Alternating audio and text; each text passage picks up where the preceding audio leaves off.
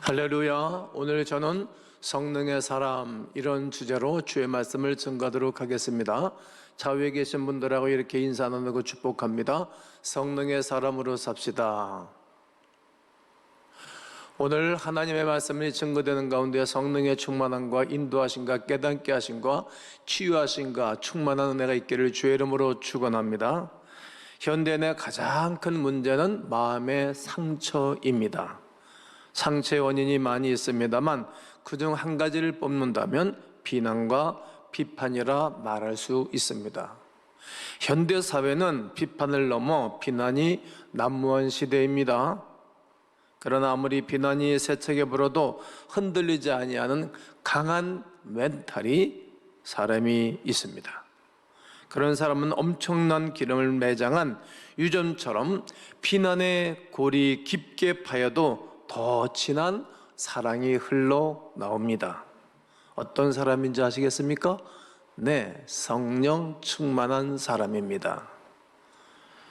성도 여러분, 비난을 두려워하지 말아야 합니다. 비판을 많이 받는 사람은 그가 비판을 받을 만한 높은 위치에 있다는 말이 되기도 합니다. 비판받을 만한 가치가 없는 사람에게는 사람들이 비판하지 않습니다. 비판을 받거든 나도 꽤 컸구나 이렇게 생각하시면 감사해야 할 것입니다. 그리고 흔들리지 말아야 됩니다. 그 일은 쉽지 않습니다. 하지만 상처를 치유하시는 성령님이 함께 하시면 어려운 일이 아닙니다. 비판을 들어도 가만히 기도하거나 묵상하면 성령님의 부드러운 음성을 들을 수 있습니다. 안심하라. 내니 두려워하지 말아라. 성령님의 손길 안에 있으면 비판의 화살을 억수같이 맞아도 기뻐할 수 있습니다. 그때 성령님이 더 친근히 가까이 역사하고 일하시기 때문입니다. 상처에 또 다른 원인이 있습니다. 그것은 고독입니다. 뭐라고요? 네, 고독입니다. 그러나 성령은 고독한 때를 가장 유익한 때로 만드십니다. 저는 제일 고독하던 시기가 21살에 오토바이를 타다가 교통사고로 말미암아 제 친구는 잘못되고 병원과 유치장을 전전하고 집에서 방콕하고 살아갔던 시기입니다. 어디 가고 싶지도 않았고 누군가를 만나고 싶지도 않았습니다. 온종일 낮에는 방에 콕 묻혀 있었습니다. 밥 먹고 자고 일어나고 자고 고민하고 늦은 밤이 되면 그제야 일어나서 나를 알아보는 사람들이 없으니까 동네 마을을 12바퀴씩 선처 없이 밤새도록 걷곤 집에 늦은 시각에 들어오곤 하였습니다. 그러한 고독이 계속되자 저는 충남 당진군으로 휴양을 가게 됩니다. 거기서 처음 교회를 나가게 됐습니다. 첫 설교회 첫 예배 저는 감동을 받았습니다. 그 이후로부터 오늘까지 이렇게 예배자가 되고 기도자가 되고 헌신자가 되었습니다. 무엇이 축복입니까? 빛 속에서 혼자 걷는 것보다 어둠 속에서라도 성령님과 함께 걷는 것이 축복입니다. 보이는 것을 의지하고 혼자 걷는 것보다 보이지 않아도 믿음으로 성령님과 함께 걷는 것이 최고의 축복입니다. 비판과 고독이 나를 키우고 만드시는구나 이렇게 고백하시면 되는 것입니다. 로마서 오늘 15장 30절에 보면 형제들아 내가 우리 주 예수 그리스도와 성령의 사랑으로 말미암아 너희를 권하노니 너희 기도에 나와 힘을 같이하여 나를 위하여 하나님께 빌어. 성령의 사랑으로 아름다운 표현입니다. 이처럼 아름다운 표현이 또 있겠습니까? 성경을 읽게 되어지면 하나님의 사랑이나 예수님의 사랑 이런 표현은 많지만 의외로 성령의 사랑이라는 표현은 그리 많지가 않습니다. 그러나 성령님의 사랑을 깊이 깨닫고 알아야 성령님의 사랑을 더욱 풍성히 많이 받을 수 있습니다. 오래전 강호동 씨가 진행하는 스타킹에 9살짜리 어린 아이가 출연을 했습니다. 엄마가 이런 아침부터 방앗간에서 일을 하고 그리고 저녁 늦게까지 일하는 어머님 얘기만 하면 얘가 엉엉 우는 거예요. 엉엉 우는 거예요. 엄마 이야기만 나오면 아파서 우는 것입니다. 왜 우느냐고 물어보니까 아이가 대답하기를 어머니가 불쌍해서요, 그렇게 대답을 했습니다. 그 방청객에 나와 있는 분들이 막 울기도 하고 웃기도 하고 뭐 배꼽을 잡고 뭐 기뻐하기도 하는 것입니다. 강호동 씨가 그러면 엄마 일하지 말라고 할까요? 이렇게 했더니 아들이 아니라고 대답했습니다. 왜 그러냐고 그랬더니 그래도 먹고는 살아야 되지 않습니까? 대답했습니다. 그렇습니다. 여러분, 은혜를 알 때 은혜가 더 크게 주어집니다. 감사를 알 때 더 큰 감사가 주어지게 되는 것입니다. 자녀가 부모의 사랑을 알고 깊이 인식하면 자녀의 삶에 큰 힘과 용기가 주어지는 것입니다. 성령님의 사랑을 아는 것은 가장 복된 것 중에 하나가 되는 것입니다. 성령님의 사랑은 구체적으로 어떤 사랑인지 알아보도록 하겠습니다. 한번 따라해 보겠습니다. 이 땅에서 함께하는 사랑. 그렇습니다. 이 땅에서 성령님은 함께해 주시는 사랑을 베풀어 주십니다. 성령님이 이 땅에서 사랑과 기쁨으로 성도들과 함께 하십니다. 늘 그렇게 하나님의 사람들에게 은혜를 주시는 것입니다. 성령님의 사랑은 십자가의 사랑과 같은 큰 사랑입니다. 성령님의 희생은 예수님의 희생만큼이나 아주 큰 사랑입니다. 천국과 이 땅의 차이는 마치 이 땅과 지옥의 차이와도 같습니다. 그 차이를 생각하면 성령님의 무한한 겸손과 희생을 깊게 깨닫게 됩니다. 어느 누가 남을 위하여 지옥에 살겠습니까? 그러나 성령님은 그런 고통과 희생을 다 감수하시는 것입니다. 선교사들은 대개 평안한 곳을 떠나 문화가 다르고 어렵게 사는 지역에 가서 그 사람들과 평생토록 함께 살아갑니다. 그러한 선교사의 삶을 생각하면 성령님의 큰 은혜를 조금이나마 깨닫게 됩니다. 성령님이 하늘로부터 이 땅에 와서 온갖 이기심과 사업과 불결함으로 오염된 세상에서 끊임없이 함께 하시면 선교사의 희생보다도 더 큰 희생적입니다. 북극 가까운 지점으로 선교하러 갔던 그리펠 선교사는 선교지에 떠나가자마자 자신이 타고 온 배를 확 불살라 버렸습니다. 가족들은 울면서 그의 행동에 대해서 원망했지요. 왜 그러시냐고. 환경이 힘들 때 돌아가고 싶은 생각이 들지 않도록 배를 태워버린 것입니다. 성령님이 이 땅에서 우리와 함께 하시는 것은 그런 희생의 이상입니다. 우리 안에 거하고 계신 성령님은 늘 힘들어하고 답답해하고 어려우신 분이십니다. 우리가 그렇게 합니다. 그래도 성령 하나님은 우리 안에 우리와 늘 함께 하시는 좋으신 사랑의 성령이십니다. 또 주님과 함께 일하는 사랑입니다. 따라해 보실까요? 주님과 함께 일하는 사랑. 오늘 30절에 형제들아 내가 우리 주 예수 그리스도와 성령의 사랑으로 말미암아 너희를 권하노니 너희 기도에 나와 힘을 같이하여 나를 위하여 하나님께 빌어. 나를 위하여 하나님께 빌어. 성령님의 사랑은 예수님의 사역 가실 때 주님과 함께하며 잘 나타납니다. 성령님은 예수님이 느끼고 말씀하시고 행동하신 모든 사역에 항상 동역자가 되어 주십니다. 마태복음 3장 16절에 예수께서 세를 받으시고 곧 물에서 올라오실새 하늘이 열리고 하나님의 성령이 비둘기같이 내려 자기 위에 임하심을 보시더니, 마태복음 4장 1절에 그때 예수께서 성령에게 이끌리어 마귀에게 시험을 받으러 광야로 가사 주님의 모든 사역은 주님 안에 계셨던 성령님과 함께 수고하셨습니다. 주님은 죄인을 용서하고 애통하는 자를 위로하고 병들고 고통받는 사람을 늘 치료하셨습니다.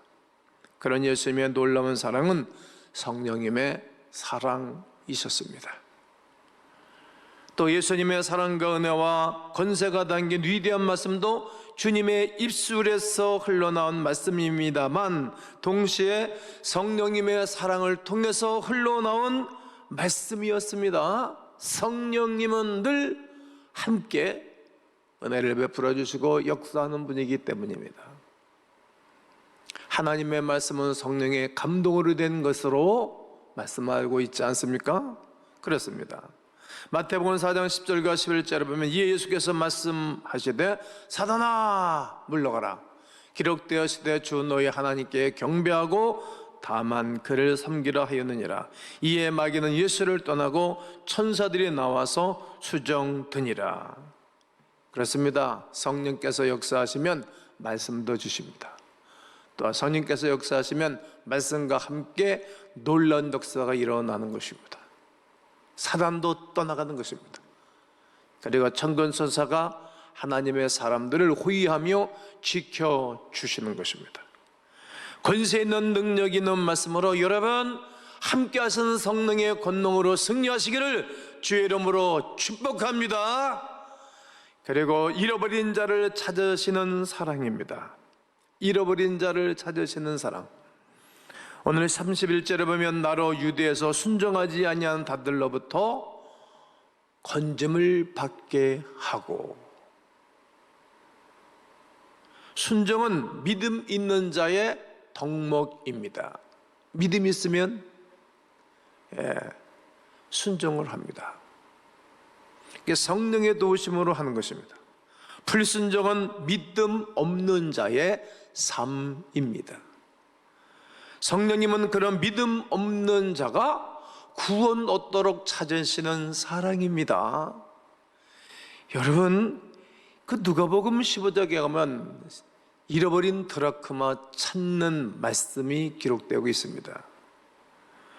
찾을 때까지 끝없이 참고 인내하고 가구를 다 내려놓고 빗자루질을 하면서 기필코 찾아내는 것입니다.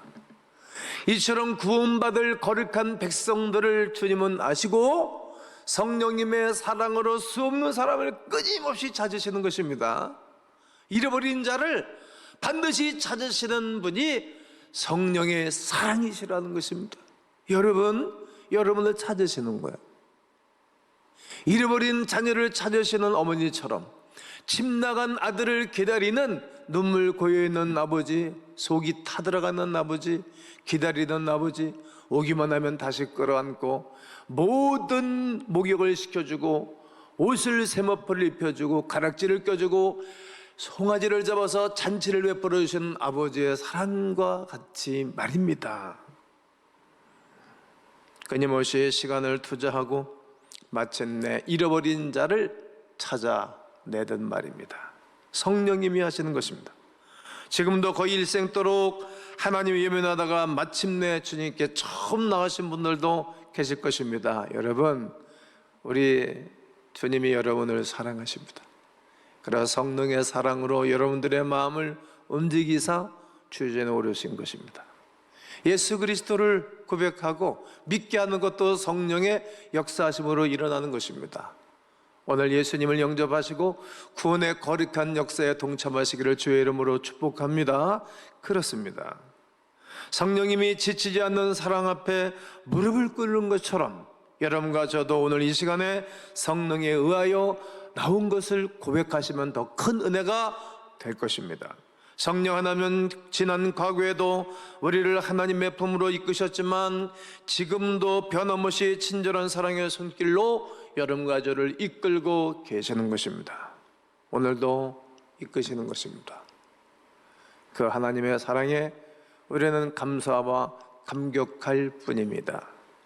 그리고 죄로 인해 근심하는 사랑입니다. 하나님의 성령을 근심하게 하지 말아라. 그네서 너희가 구원의 날까지 인치심을 받았느니라. 성경은 여러 곳에서 성령님을 묘사하는 것을 보게 됩니다. 하나님은 사랑이고, 요한일서 4장 8절에 기록하고 있습니다. 하나님은 소멸하는 불이시며, 신명기 4장 24절이나 11에서 12장 29절에 기록하고 있습니다. 의로우신 재판장이십니다. 시편 7편 11절에 기록하고 있습니다. 성경은 우리가 성령님의 뜻을 거역할 때 성령께서 분노하신다는 거예요. 근심하신다는 거예요. 시기하신다라고 말하는 것입니다. 어디에서? 내 안에서.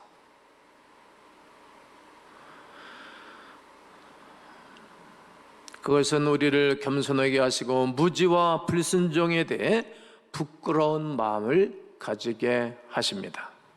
근심한다는 말은 성령님의 특징적 사랑을 나타내 주는 것입니다.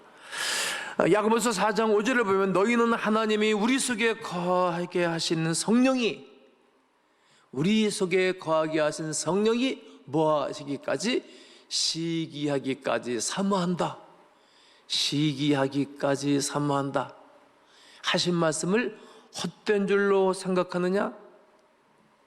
여러분, 내가 온통 이 세상에만 집중하고 세상 것들만 관심을 두고 주님께 헌신하지 아니할 때 하늘에서 탄식하신다는 거예요. 안타까워하신다는 거예요. 그것이 성령의 역사심입니다. 아파하는 모습이 성령님이시라는 거예요. 여러분, 서로 사람끼리도 아파하게 하는 사람들 있잖아요. 막 기쁘게 즐겁게 하는 사람이 있잖아요. 어떤 사람이 좋으세요? 아파하게 하는 사람이 좋으세요? 막 기쁘고 좋게 하는 분이 좋으세요? 어떤 분은 하나님을 너무 기쁘게 즐겁게 드리는 분이 있고, 어떤 분은 늘 하나님을 근심하게, 상하게, 아프게 하는 분들이 계십니다. 어떻게 살 것입니까? 그것은 제가 선정해서 선택해서 사는 것입니다. 여러분 안에 계신 성령님이 근심하십니까? 아니면 기뻐하십니까?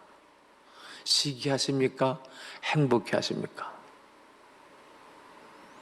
또 내주하셔서 위로하시는 사랑입니다. 성령님은 어머니처럼 늘 우리를 위로하시는 하나님의 역사하심입니다.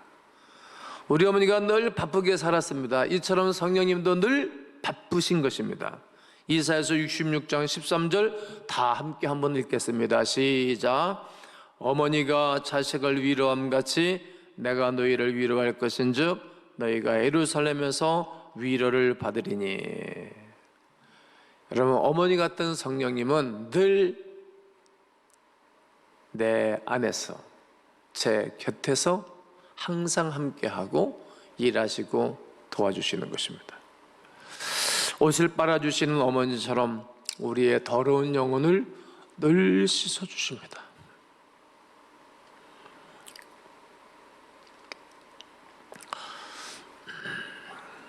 옷을 벗어서 막 내팽개쓴 것도 잘 개켜서 잘 담아놓는 것처럼 우리의 상처를 우리 주님이 싸매어 주십니다.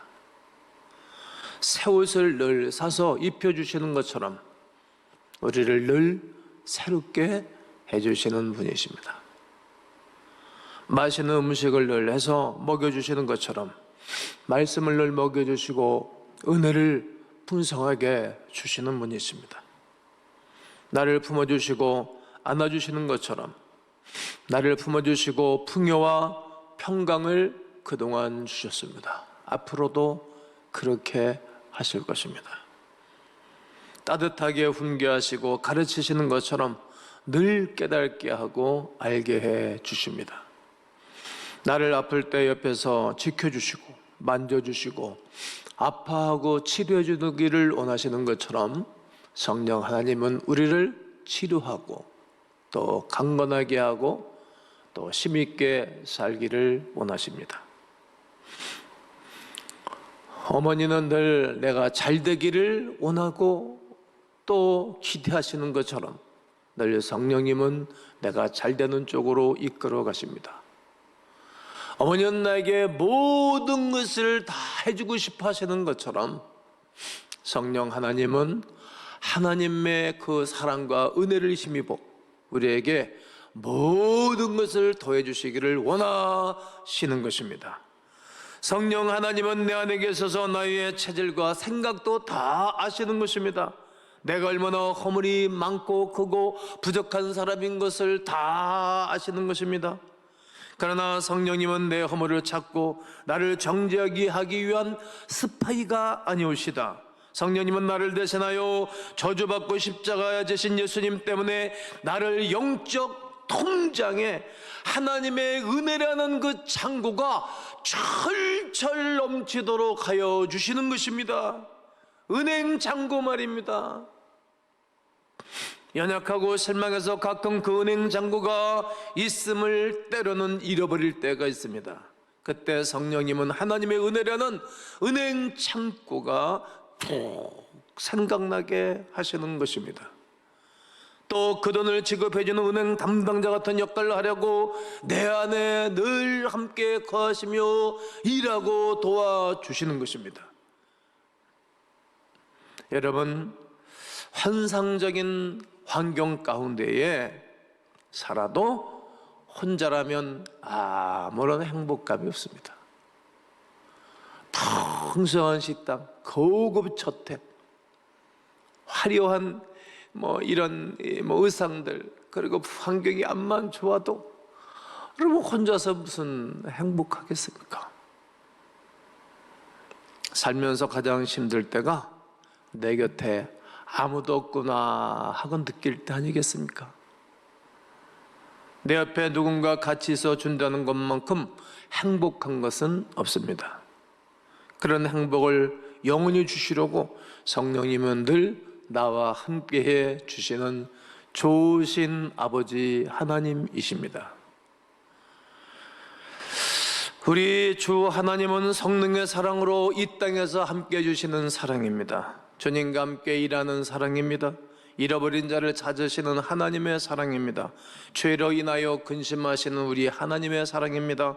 내주하셔서 위로하시는 사랑이십니다.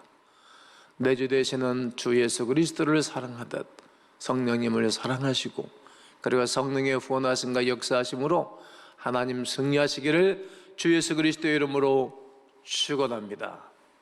축원합니다.